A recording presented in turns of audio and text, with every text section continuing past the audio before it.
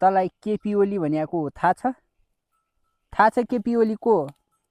बालेन शाह थाहा छ कि छैन? केपी ओली भनेको हाम्रो पुरानो प्रधानमन्त्री, नेपालको, हाम्रो देशको। अब बालेन शाह भनेको नयाँ प्रधानमन्त्री, आजभोलिको गृहमन्त्री को थाहा छ? तेरो त खालि मुख मात्रै चपाउने काम छ, अरू छैन।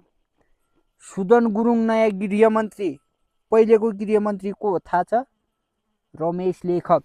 अरे कुरा सुन्न, अरे यहाँ मान्छेहरूका बुढाको कुरा सुन्नुपर्छ भन्ने थाहा छैन तँलाई?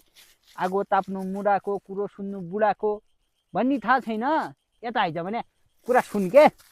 तँलाई अब हेर, यस्तै यस्तै केपी ओली पनि थियो, कुरा नसुन्ने कसैका, भगाएको म पनि घरदेखि भगाइदिउँला फेरि। कुरा सुन, यता आइज। तँलाई म अब केटी पटाउने तरिका पनि सिकाइदिन्छु। अरे बाख्रीहरू पटाउन काम लाग्छ के?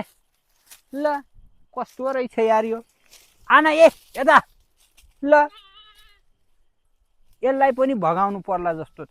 अरू त के मान्थे, कहाँबाट मान्थे? मेरो भनेको बाख्राहरू पनि यता भाउ खान लागि नमान्ने रे। ल हेर त, यता आइज हो, तँलाई म कुराहरू सिकाइदिन्छु। ए बाख्री आइज।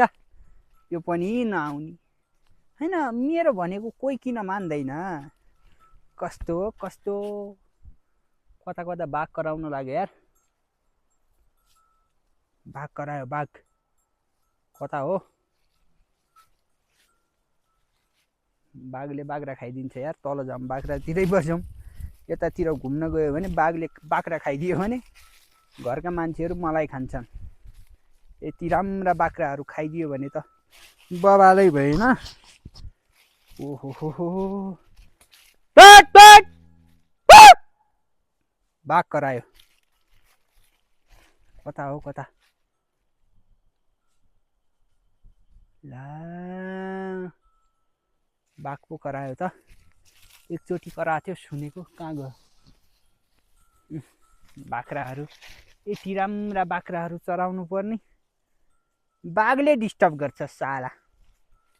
त्यो मरिजाऊ त्यो बाघ। के छ तेरो विचार? ल भन् त, तेरो विचार के छ? के छ तेरो विचार? अरू त भन् त, केटी कति पट्ट्या छ तैँले? पट्टा छ छैन? यहाँ त ए यता आइज। ए आज न यता आइज न, तेरो कति माया लाग्छ मलाई। आइज न। ए चुप्पा देन यता। टप्पु आएको, ल दे चुप्पा। होइन तँलाई म कुराहरू सिकाउँछु क्या आज।